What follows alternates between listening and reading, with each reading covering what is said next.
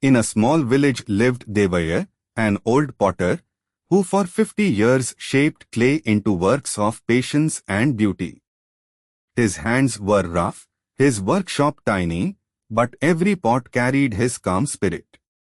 One day, a wealthy merchant mocked him. Machines can make hundreds of pots in a day. Why waste time with your slow hands?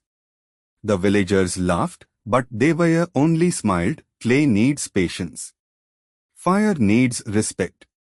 A pot made with both will last. The merchant bought one pot to mock him further. On his way home, his cart jolted over stones. The factory made pots cracked, one after another, but the old man's pot stood firm. A traveler asked, "Why did this pot survive?" The merchant lowered his head. Because it was made with patience and respect. Soon, people came from faraway towns, not for cheap pots, but for the strong ones made by Devaya.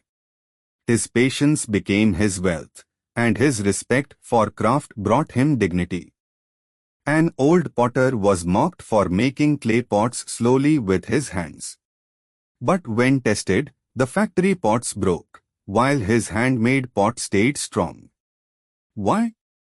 Because patience builds strength, and respect makes it last.